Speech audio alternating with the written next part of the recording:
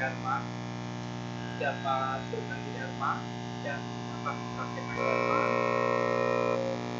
akan diberikan jasa kebajikan dan investasi untuk di masa mendatang.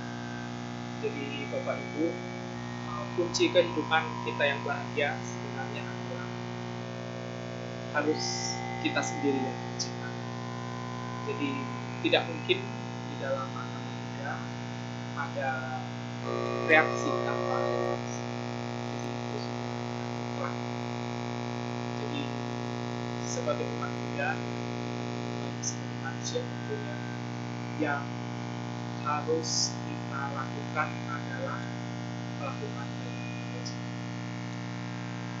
Itu yang dipesan oleh Buddha. Jadi Bapak Ibu, tidak mungkin ada kebahagiaan tanpa ada disiplin. Di fisika pun demikian. Jadi sebenarnya kita sebagai umat Buddha patut bersyukur karena dhamma yang telah diajarkan oleh Guru Buddha yang ribuan tahun yang lalu sampai sekarang kita dapat mempelajarinya, dan di era modern kita juga dapat mengakses dhamma dengan mudah. Ini adalah salah satu kemajuan zaman yang harus kita syukuri. Nah, Bapak Ibu yang saya hormati, pada malam hari ini saya membahas satu topik dhamma, ya. Dan ini adalah panduan utama bagi saya yakin Bapak Ibu, kalau saya tanya tentang pengetahuan dhamma, saya yakin Bapak Ibu sudah banyak belajar tentang dhamma. Karena saya lihat di banyak media sosial bahwa wihara ini banyak mendatangkan para batu, banyak mendatangkan para romo dan para suku kompeten di bidang masing-masing. Saya yakin Bapak Ibu sudah sangat cukup paham dhamma yang diajarkan. Tapi pada malam hari ini Bapak Ibu, ada satu dhamma yang menjadi panduan pokok jika Bapak Ibu seharusnya sebagai.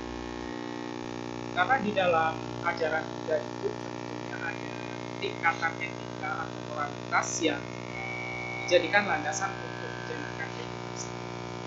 Tentunya peraturan untuk rumah tangga pasti berbeda dengan domestik para itu pasti. Kalau kita maknanya banyak ratusan. Kalau umat rumah tangga itu dijelaskan oleh Buddha di dalam Brahmajala Sutta, ya, sutta yang pertama.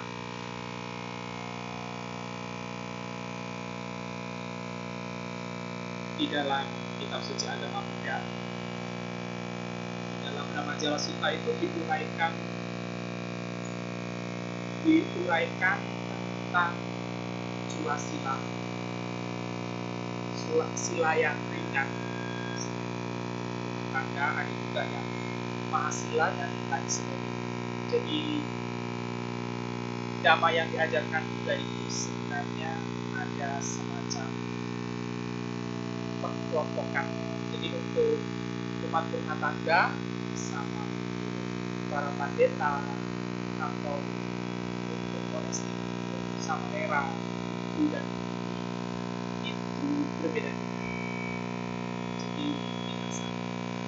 Nah, kalau untuk umat rumah tangga itu saya yakin Bapak Ibu paham, ya, karena kalau baca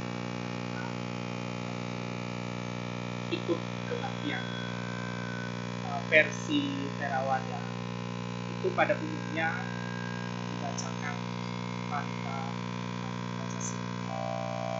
Jadi ini sebenarnya dijelaskan lebih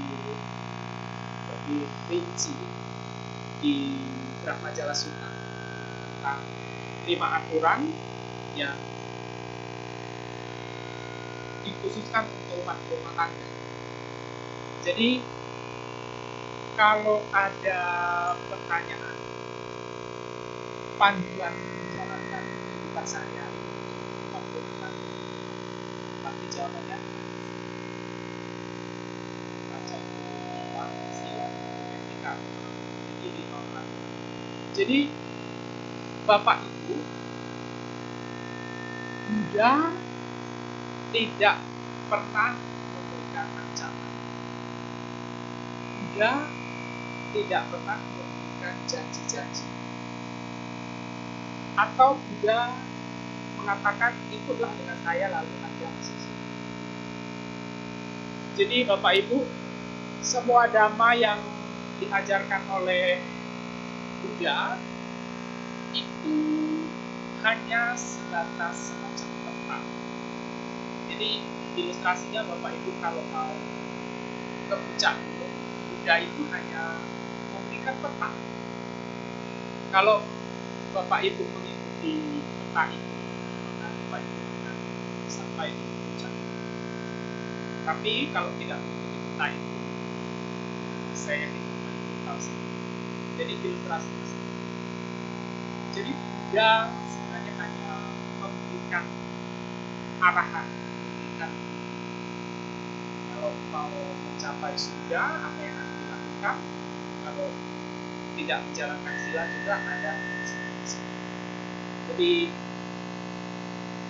dharma yang diajarkan Buddha itu sebenarnya kalau saya bilang itu terserah kita. Artinya apa? Ada konsekuensi yang harus kita terima. Kalau kita mengikuti Dhamma dan Vinaya seperti yang Buddha sampaikan di maka kita akan memperoleh kebahagiaan dan kecantikan. Tapi kalau tidak mengikuti itu, tentunya konsekuensi dan terakhir di alam. Jadi Bapak Ibu, Anda sebagai pengambil rumah tangga tidak dipaksakan harus mengikuti atau harus bagaimana itu tidak. Ini Bapak Ibu harus paham. Buddha hanya memberikan petunjuk. Ya, kalau Bapak Ibu mengikuti petunjuk Buddha, maka itu akan bisa. Tapi kalau Bapak Ibu tidak mengikuti petunjuk Buddha, maka konsekuensinya juga di kehidupan mendatang Bapak Ibu dapat mengalami alam yang datang. Jadi tidak ada janji-janji, tidak ada penghapusan dosa, tidak ada bonus-bonus, diskon dalam agama Buddha tidak ada. Semua bersifat realis. Jadi Buddha itu di banyak kesempatan menyampaikan dharma itu hanya 2 pilihan. Bapak Ibu mengikuti itu selamat, tidak mengikuti itu tidak selamat. Keputusan ada di tangan Bapak Ibu. Ya karena Buddha nggak bisa menolong kita kalau kita tidak menjalankan dhamma yang telah diajarkan. Bapak Ibu harus paham ini. Jadi 5 sila ini Bapak Ibu kan ada manasika kalau sampai surat merah ya, dan seterusnya. Jadi ada 5. Nah, 5 ini Bapak Ibu, kalau Bapak Ibu, saya kasih contoh misalnya pertama. Kalau Bapak Ibu hanya tidak membunuh, Bapak Ibu dalam kehidupan sehari-hari tidak hanya menghindari saja. Hanya menghindari, melatih hanya menghindari saja. Artinya dalam kehidupan sehari-hari Bapak Ibu tidak. Itu secara pasif Bapak Ibu sudah menjalankan sila ini. Coba kita koreksi hari ini. Hari ini Bapak Ibu tidak membunuh atau membunuh. Kita jawab masing-masing. Hari ini Bapak Ibu membunuh atau tidak? Mungkin ada yang bunuhnya mungkin, atau mungkin membunuh. Jadi kalaupun kita tidak melakukan pembunuhan, kita katakan saja satu hari kita tidak membunuh, maksudnya itu artinya Bapak Ibu sudah menjalankan Pancasila Buddhis yang pertama secara pasif.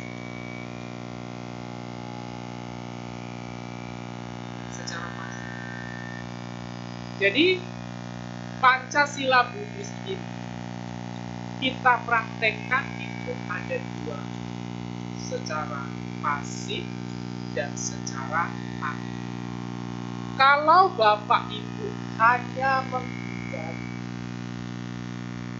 itu berarti sudah melakukan Pancasila Buddhis secara pasif. Ya, Bapak Ibu tidak melakukan, tidak berbuat nasis, tidak berbohong. Itu Bapak Ibu sudah praktekkan Pancasila Buddhis secara pasif.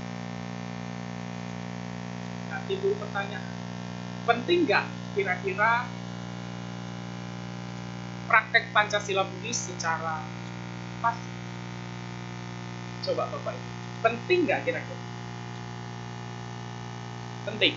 Seberapa penting? Timbul pertanyaan, seberapa penting? Nah, kalau saya tanya lagi, kira-kira penting yang pasif apa penting yang aktif? Coba kita sejenak dulu.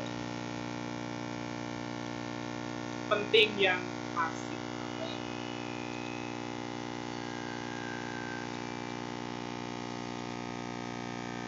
tergantung konteksnya. Jadi sebenarnya kedua-duanya penting. Jadi Bapak Ibu, Pancasila Buddhis itu sifatnya kalau secara pasif itu hanya Bapak Ibu hanya menghindari. Nah, yang tidak kalah lebih penting adalah secara aktif. Nah, misal yang pertama, kan kita untuk rumah tangga hanya 3 minggu. Nanti praktek Pancasila Buddhis yang pertama secara pasif. Lalu Bapak Ibu mengembangkan meta. Kita kawinkan. Sedangkan mungkin ada burung yang terjebak atas pohon atau mungkin hewan lain yang terjebak, lalu Bapak Ibu tangkap. Itu berarti praktek Pancasila Buddhis secara aktif.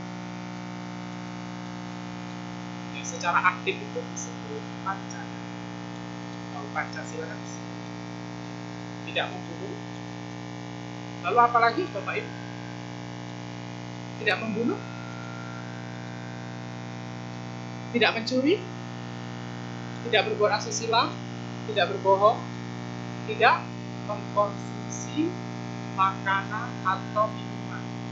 Bahasa kerennya, tidak mengkonsumsi entitas yang dapat melemahkan kesadaran. Jadi apapun yang dapat melemahkan kesadaran, Bapak Ibu.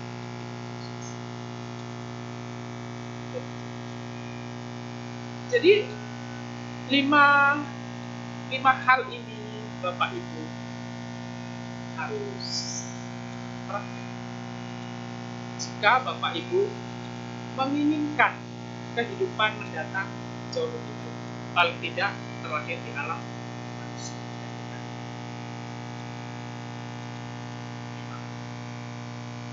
Nah, kalau Bapak Ibu ingin sempurna dalam praktek Pancasila Buddhis, Bapak Ibu harus semacam berikrar pada diri sendiri untuk menghindari 5.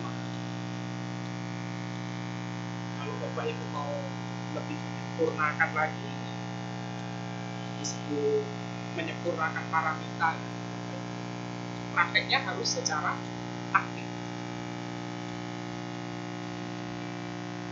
Nah, Bapak Ibu sebagai umat, aturan moralitas yang utama Pancasila Buddhis. Sebagai umat Buddha, aturan moralitas, aturan etika perilaku itu adalah Pancasila. Jika Bapak Ibu sudah terbiasa mempraktekkan hal ini, maka batin Bapak Ibu. Ada kasus ya Bapak Ibu. Jadi pada zaman dulu ada seorang pemuda hanya sanggup mempraktekkan 4 dari 5 Pancasila Buddhis. Jadi yang Pancasila Buddhis kelima itu tidak dipraktekkan. Konsumsi makanan atau minuman yang dapat melemahkan kesadaran. Ini tidak dipraktekkan. Tetapi yang 4 Bapak Ibu secara pasif dan aktif ini dijalankan. Nah, ternyata Bapak Ibu hanya mampu mempraktekkan 4 saja. Itu setelah meninggal, orang itu terlahir di alam. Coba Bapak Ibu bayangkan kalau sempurna 5 itu, maka banyak berkah di masa mendatang akan Bapak Ibu. Saya yakin Bapak Ibu yang hadir di sini sudah sangat banyak mempelajari Dharma, seperti yang saya katakan di awal tadi, bahwa wihara ini sering sekali mendatangkan para narasumber yang kompeten, para bhante dari lintas sekte, bahkan orang-orang terkenal hadirkan. Saya yakin Bapak Ibu pengetahuan Dharmanya. Tapi ingat bahwa yang utama bagi umat rumah tangga adalah kalau Bapak Ibu berangsur-angsur secara bertahap mampu mempraktekkan ini, paling tidak di dalam kitab buku dijelaskan mampu melaksanakan 3 pun yang secara sempurna itu banyak kisah pada zaman itu, minimal dapat terlahir sebagai manusia. Kalau 5 bisa dekat dengan kesucian. Jadi sekali lagi Bapak Ibu bahwa Dharma yang diajarkan Buddha kita terima, kita mengerti. Selanjutnya itu terserah kita, terserah Bapak Ibu. Dan mau diikuti konsekuensinya tahu, tidak diikuti konsekuensinya tahu. Jadi pilihan. Karena Buddha nggak pernah menjanjikan ini. Buddha hanya menunjukkan kalau mempraktekkan sila, poin-poinnya ini yang akan diperoleh. Misalnya poin yang ketiga. Apa bunyinya yang ketiga? Bunyi sila yang ketiga apa Bapak Ibu? Apa? Kamesu, Bicacara, Weramani, Sikapadang, sama dia. Intinya tidak berbuat asusila. Bapak Ibu tidak berbuat asusila, hanya tidak berbuat asusila saja. Bapak Ibu sudah mempraktekkan Pancasila Buddhis. Yang ketiga, tapi kalau Bapak Ibu setia, puas dengan satu pasangan, satu Bapak Ibu yang sudah menikah, berarti sudah praktek secara aktif. Nah, Bapak Ibu, yang sila ketiga ini pada zaman dulu saat Buddha Gautama masih menjadi bodhisattva, beliau di dalam kehidupan sehari-hari hanya mempunyai satu istri. Tidak pernah dalam kitab suci manapun dijelaskan bahwa bodhisattva itu mempunyai dua istri. Tidak. Itu tidak. Dalam siklus kelahiran yang begitu panjang di masa lalu, entah menjadi kijang, entah menjadi kepala suku, menjadi raja, menjadi brahmana, dan menjadi apapun di masa lalu, bodhisattva tidak pernah tidak pernah tidak puas dengan istri. Jadi dari zaman dulu selalu merasa puas dengan istri. Bahkan di siklus kehidupan beliau terakhir sebelum mencapai pencerahan, istrinya siapa? Istri Pangeran Siddhartha siapa? Saudara. Ada istrinya. Dari awal menikah kan hanya itu. Nah, ternyata Bapak Ibu, di kehidupan lampau pada saat menjadi bodhisattva, istrinya tetap satu itu. Makanya tidak ada cerita dalam kasus sama sang Buddha, baik Buddha yang terdahulu maupun yang akan datang, serong atau beristri banyak, tidak ada dalam sejarah. Karena apa? Praktek sila yang kuat. Makanya dalam menjalankan kehidupan rumah tangga, sebagai seorang pangeran, sebagai pasangan-pasangan dengan wujud yang lain, tidak pernah merasa curiga. Nah, nanti Bapak Ibu kalau baca kisah-kisah Jataka, kisah-kisah kehidupan dia di masa lalu, pada saat menjadi bodhisattva, mereka sepasang suami istri, tidak ada Bapak Ibu kecurigaan nanti diselingkuh.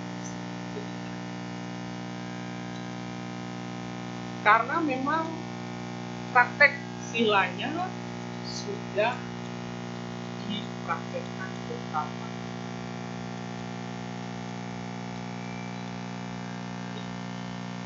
Perasaan puas satu istri atau satu suami itu memang sudah dilatih dalam Tuhan. Jadi saya tidak menyindir siapapun yang Bapak Ibu. Jadi hari ini kita berbicara dharma. Kita berbicara dharma untuk kemajuan kita bersama. Jadi saya tidak bermaksud korek atau menyindir, mengkepoi kehidupan teman.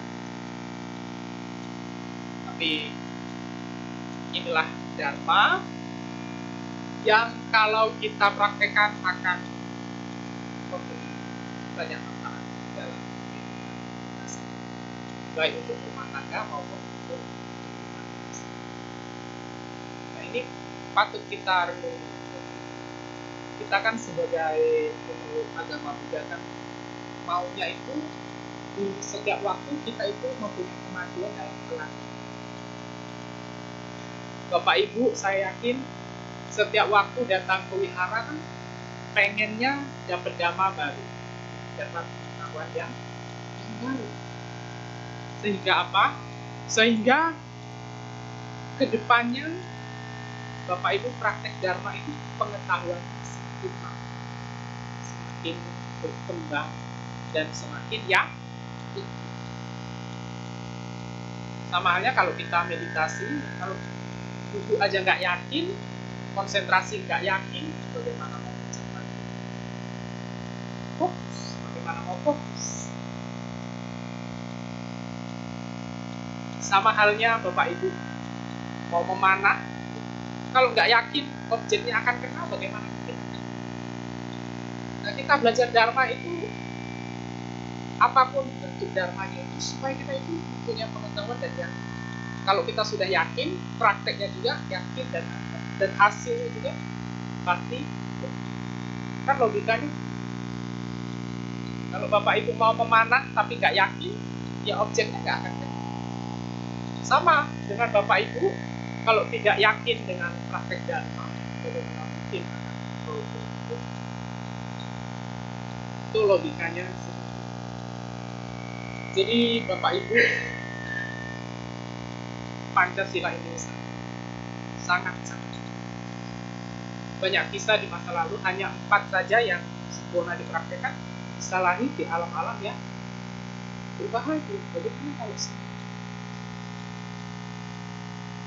jadi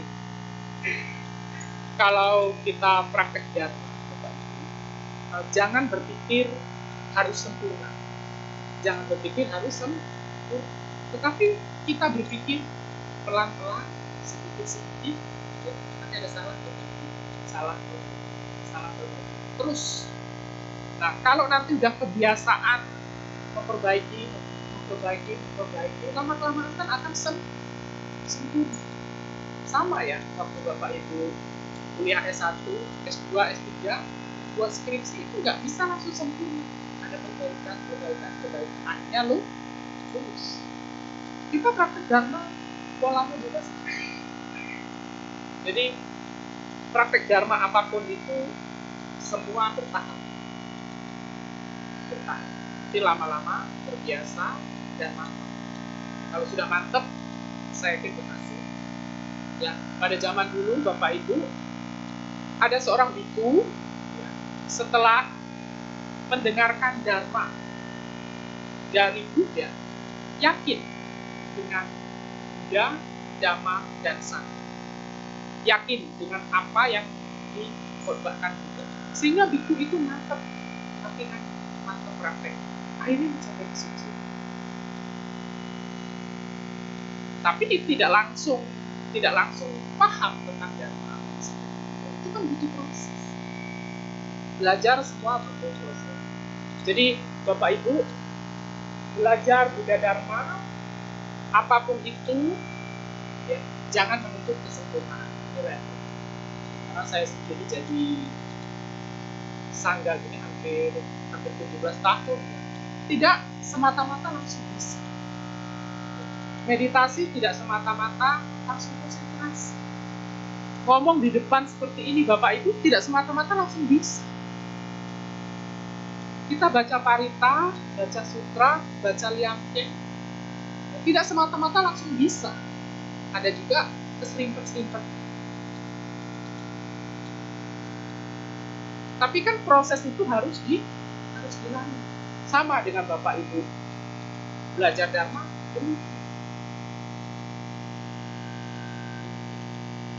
dan proses itu penting, termasuk belajar juga. Bapak Ibu ingat kasus buku Ananda. Bapak Ibu, Ananda ini terkenal sebagai seorang ibu yang kemanapun ikut. Buddha ke Sawati ikut, ke Jetawana ikut, kemanapun Buddha pergi, Ananda selalu ikut. Setiap hari mendengarkan ujangan Dharma yang disampaikan. Setelah Buddha wafat, Ananda kan belum sukses.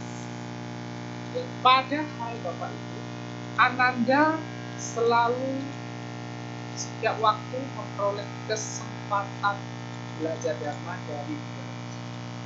Tetapi mengapa saat Buddha parinibbana, Ananda belum mencapai kesucian? Sedangkan Bapak Ibu, banyak umat rumah tangga, biku-bikuni pada masa lalu hanya sebentar saja mendengarkan ulasan Dharma dari Buddha bisa mencapai kesucian. Prosesnya sebentar, tapi dapat mencapai kesucian.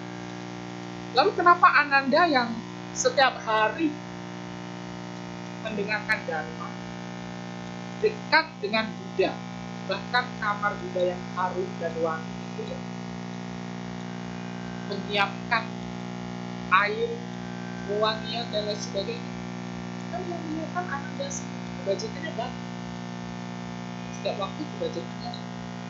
Lalu kenapa Ananda tidak secepat bante-bante yang lain?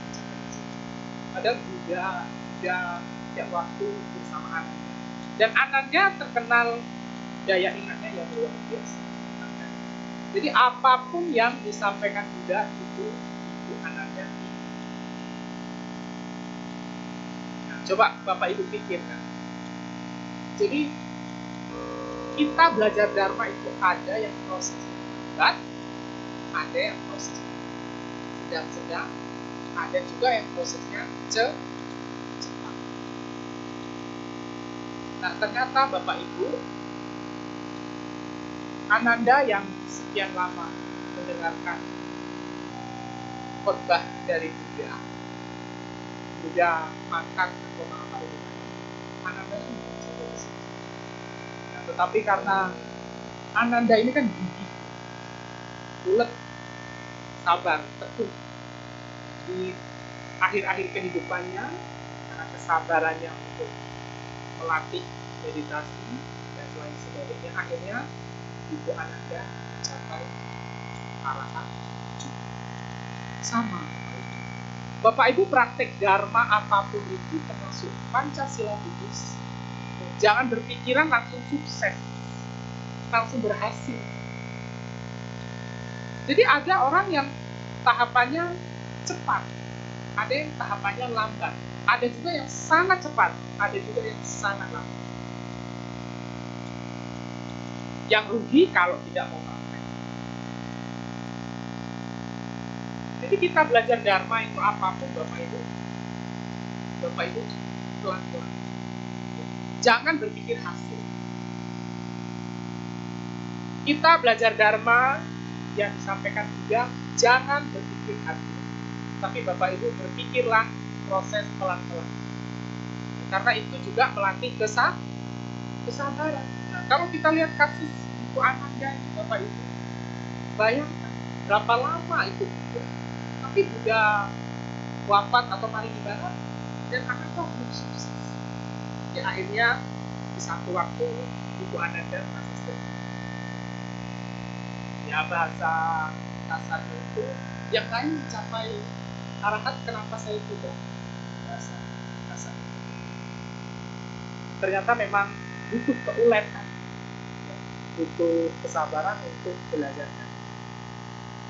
Nah, kita yang sekarang Bapak Ibu, apalagi lahirnya sebagai manusia, itu kan jelas ya, bahwa kelahiran sebagai manusia adalah sebuah keberuntungan, sebuah kemuliaan. Jadi jasmani kita sebagai manusia yang sangat mulia mestinya digunakan untuk hal-hal yang membawa kemajuan. Jangan sampai kita rugi. Karena para Buddha, ya Bapak Ibu, dari zaman dulu, berkalpa-kalpa yang lalu, untuk menyempurnakan paramita dan mencapai pencerahan itu adalah memakai wujud manusia, bukan sebagai dewa, bukan lahir di alam-alam itu, tapi lahir di alam manusia. Jadi Bapak Ibu, kita mempunyai wadah wujud manusia sangat luar biasa. Jadi semestinya kita syukuri, kita jangan mau rugi. Jadi pelan-pelan praktekkan Dharma, dan itu kan jelas jadi dasarnya kalau untuk umat tangga 5 ini. Kalau 5 ini Bapak Ibu sempurna, saya yakin suatu saat menghembuskan napas itu yang ada bayang-bayangnya paling tidak di alam manusia ada bayang-bayang, bukan bayang-bayang siksaan seperti video-film di alam beta, neraka, bulan, ya paling tidak waktu Bapak Ibu memejamkan mata itu sudah ada gambaran, ya, gambaran bahwa dapat lahir di alam manusia, minimal di alam manusia. Dan itu Bapak Ibu harus menciptakan kondisi dari sekarang. Harus menciptakan kondisinya dari sekarang. Yang paling tidak Pancasilanya lebih banyak. Kalau timbangan itu berat kanan daripada kiri, paling tidak dari 5 itu 4 atau 3 itu harus sempurna. Kalaupun tidak sempurna, latihan lagi terus. Karena ada lagi kasus zaman dulu Bapak Ibu, ada umat-umatan 3 sempurna, ya, 2 tidak. Setelah meninggal, lahir di alam surga.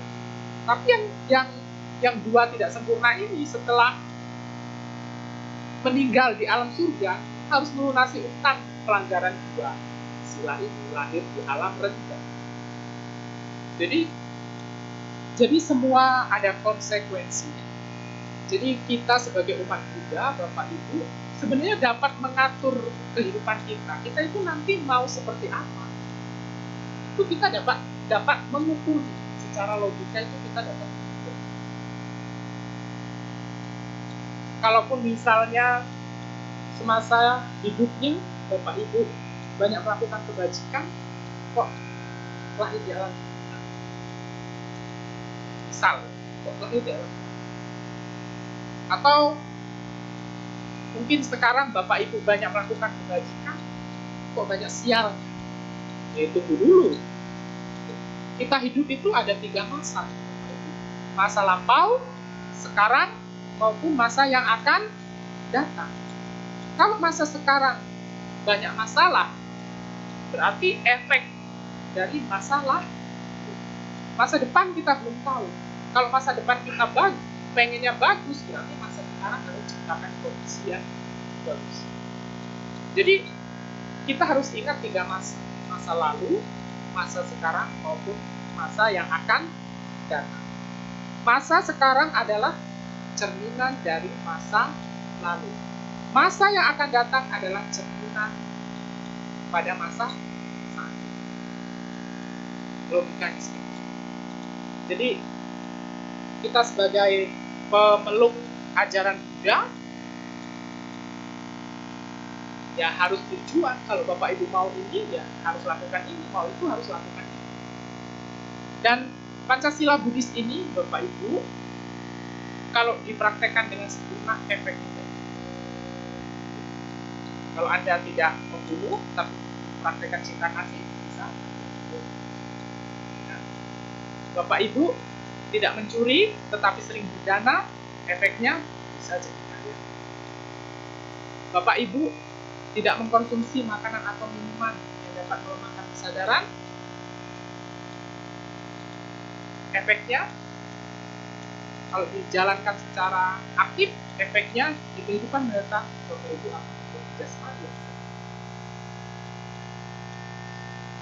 Kalau Bapak Ibu setia, tidak berbuat asusila, efeknya di kehidupan mendatang akan memperoleh kesetiaan. Kan seperti itu.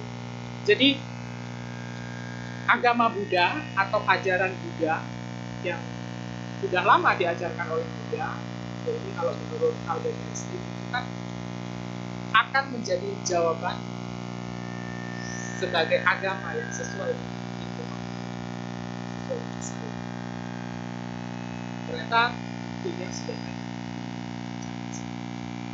Jadi intinya Bapak Ibu, bahwa Anda sebagai umat rumah tangga, latihan moralnya dimana?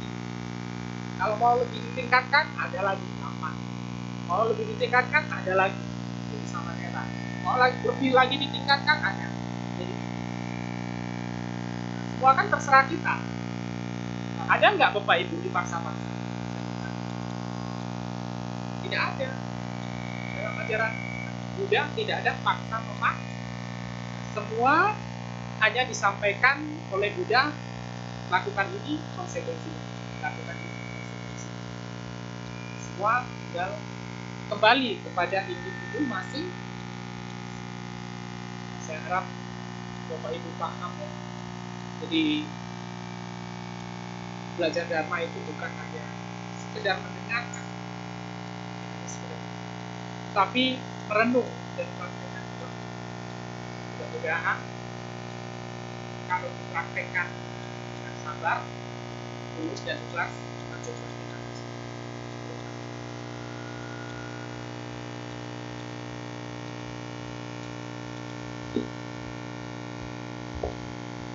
Bapak Ibu, demikianlah sesi Dhamma Desana yang telah disampaikan oleh Yang Mulia Biku Badra Tamsaka tentang Pancasila Buddhis.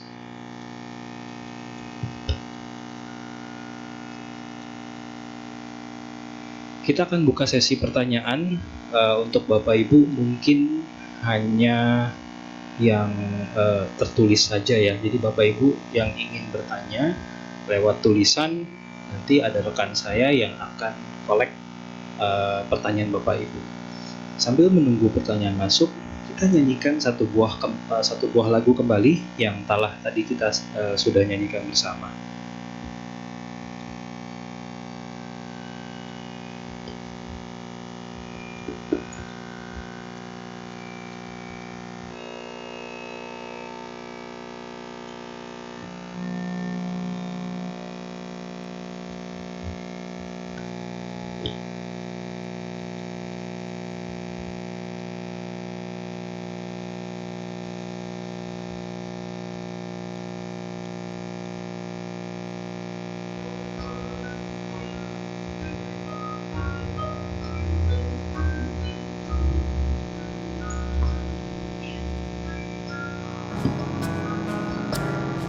Di jalan Buddha kita bertemu,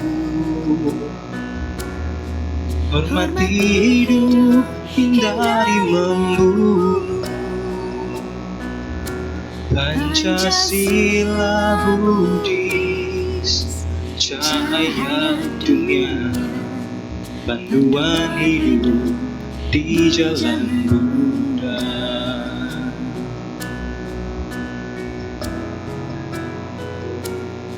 Jangan ambil yang bukan milik kita. Hati bersih, kejujuran terjaga.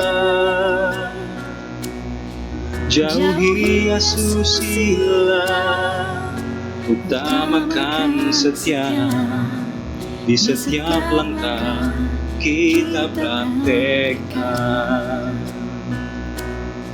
Berbicara benar, pilihan bijak. Jauhi mabuk, selalu waspada. Pancasila Buddhis, cahaya dunia, pelindung bagi umat Buddha. Pancasila Buddhis, panduan kita menuju damai dalam jalan Buddha. Pancasila Buddhis, panduan kita membawa berkah sepanjang masa. La la la la la la la la la la. Di jalan Buddha kita bertemu, hormati hidup, hindari membunuh. Pancasila Buddhis, cahaya dunia, panduan hidup di jalan Buddha. Jangan ambil yang bukan milik kita.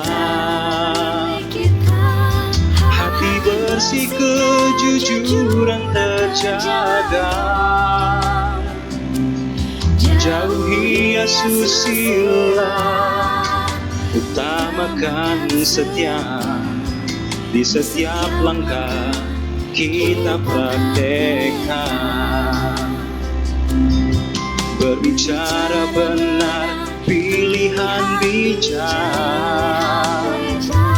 Jauhi mabuk, selalu waspada. Pancasila Buddhis, cahaya dunia, pelindung bagi umat Buddha. Pancasila Buddhis, panduan kita menuju damai dalam jalan Buddha. Pancasila Buddhis, panduan kita membawa berkah sepanjang masa. Oh, Pancasila Buddhis, panduan kita menuju damai dalam jalan Buddha. Oh, Pancasila Buddhis, panduan kita membawa berkah sepanjang masa. Oh, membawa berkah sepanjang masa.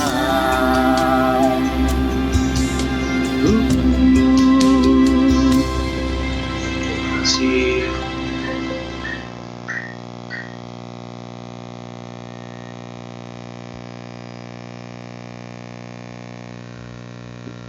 Pepsodent tiap hari, cegah gigi berlubang 10 kali. Kok 10 kali? Yuk tanya Pepsodent baru, gratis Kita masuk ke konsultasi sesi dokter tanya gigi. jawab. Hai Zi, Dan saya Pepsodent sudah baru, pegang perbaiki satu lubang kecil tak kasat pertanyaan mata, di 10 kali saya. lebih kuat, cegah gigi Sungguh selamat berlubang. malam, Namo Buddhaya. Izin bertanya, jika kita menyayangi, memelihara, dan merawat hewan peliharaan, apakah perbuatan tersebut tergolong dalam praktek Sabe Sata Bawantu Sukitata? Terima kasih. Pertanyaannya bagus banget ya. Jadi Bapak Ibu,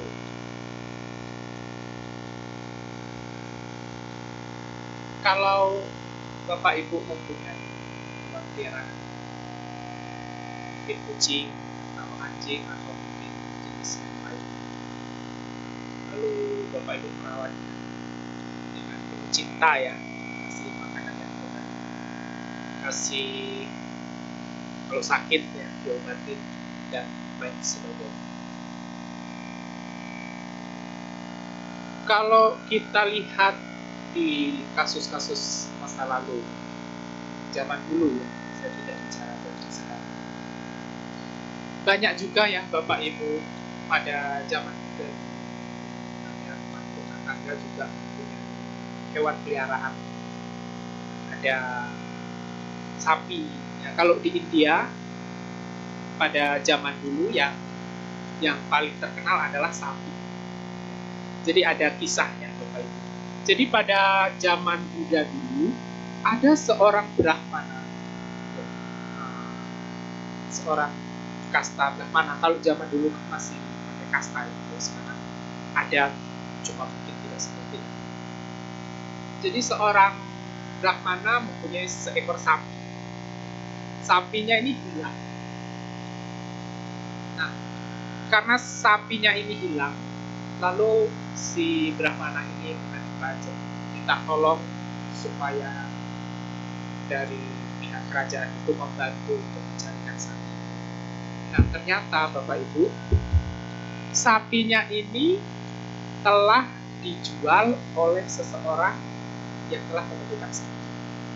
Nah, tapi yang menjual ini tidak tahu kalau sapi itu adalah milik Brahmana. si petani ini kan tidak tahu kalau itu sapi milik Brahmana. Yang dia tahu, dia menemukan sapi itu di hutan, lalu dijual. Nah, akhirnya si raja berpikiran untuk membantu Brahmana ini bagaimana supaya Brahmana ini tidak tersakiti, lalu si petani yang menjual sapi Brahmana ini juga tidak tersakiti. Nah, akhirnya si raja ini, Bapak Ibu,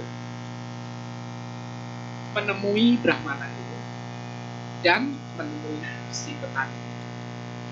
Jadi intinya si raja ini menjelaskan dengan jujur bahwa sapi sang Brahmana hilang, lalu sudah dijual oleh petani, tapi petaninya tidak tahu kalau itu sapinya Brahmana. Akhirnya terjadi keputusan bahwa si petani ini bersedia mengembalikan ke Brahmana yang punya sapi. Yang akhirnya dikembalikan. Nah, di situ Bapak Ibu ada satu praktek. Yang pertama, kejujuran si raja menceritakan kepada Brahmana dan menceritakan kepada si petani ini. Poin kedua, Bapak Ibu, ternyata sapi yang dirawat Brahmana ini adalah sapi yang dari kecil selalu diperlakukan penuh cinta kasih, diperlakukan dengan baik, diberikan makanan yang terbaik. Jadi si Brahmana ini dari sapi itu kecil sampai sapi itu dewasa sudah diperlakukan sedemikian baiknya. Sedemikian baiknya. Nah, walaupun sapi ini sempat hilang, ternyata tidak hanya Brahmana itu yang mencari sapi itu, tetapi juga pihak kerajaan. Nah, dari kasus ini Bapak Ibu, bahwa cinta kasih itu akan berbuah banyak kebajikan. Ya, cinta kasih akan berbuah banyak kebajikan. Tapi tentunya Bapak Ibu, cinta kasih juga harus dilandasi dengan kebijaksanaan. Ini penting. Ya, Bapak Ibu, ini penting. Zaman Buddha dulu, Bapak Ibu pernah membaca kisah Gajah Nalagiri yang tadinya ganas ya, tapi di hadapan Buddha kok tiba-tiba menjadi lembut. Nah, ternyata Buddha dari zaman yang lalu sudah mempraktikkan cinta kasih ke banyak makhluk, cinta kasih kepada hewan, kepada manusia dan makhluk-makhluk yang. Jadi Bapak Ibu kalau punya hewan peliharaan diperlakukan dengan cinta kasih, itu sebenarnya bagian dari praktek Pancasila Buddhis. Bagian dari praktek Pancasila Buddhis yang pertama tentunya prakteknya secara paham ya? Itu artinya Bapak Ibu sudah menerapkan yang sering kita utarakan, sabe, sata, bawantu, suti. Itu kan intinya mengharapkan semoga semua makhluk hidup berbahagia. Jadi kalau kita mengembangkan cinta kasih sebenarnya sudah memancarkan cinta kasih kepada semua makhluk. Ya, karena Bapak Ibu di banyak kisah kehidupan Buddha di masa lalu, Bapak Ibu, termasuk pada saat Buddha berada di tengah hutan, kenapa Buddha tidak khawatir walaupun hanya tidur di semak-semak beralaskan daun kering? Buddha itu kan kalau di hutan tidurnya di bawah-bawah pohon, tetapi beralaskan daun-daun kering. Jadi tidak ada tikar, tidak ada bantal seperti kita sekarang. Ya, karena di hutan. Tapi kenapa selalu merasa tidurnya nyenyak, merasanya? Nah, ternyata kuncinya adalah Bapak Ibu, berkalpa-kalpa yang lalu sudah mempraktikkan metta karuna. Jadi di sekelilingnya itu sudah terpancar energi cinta kasih. Jadi hewan apapun dia mau mengganggu, ya tidak jadi ganggu, kalah dengan kekuatan cinta kasih, kekuatan meta karuna. Nah ini penting Bapak Ibu. Jadi kalau kita secara psikologis saja ya Bapak Ibu, kita duduk seperti ini, lalu orang lain duduk di samping kita. Itu kan ada kalanya hanya duduk saja, kadang-kadang perasaan kita udah berbeda. Ada yang kita duduk dengan seorang rasanya nyaman, sejuk, enak, ya kan? Ada kayak kebahagiaan, senang, vibrasi orang tersebut.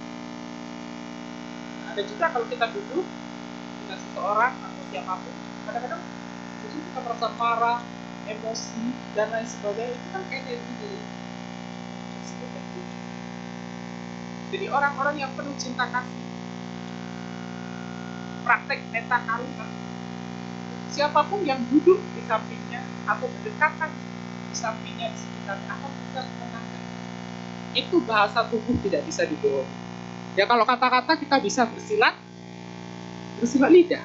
Nah, misalnya Bapak Ibu tadi duduk dengan siapa? Orang tanya, nyaman nggak tadi duduk? Orang.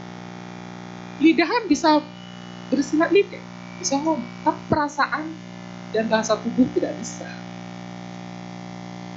Itu ya, paham ya maksud saya? Jadi intinya kalau punya hewan peliharaan ya sayang, tentunya dengan bijaksana ya, jangan kelewatan pula, jangan melebihi batas dan lain sebagainya. Itu juga sudah praktek meta dan karuna.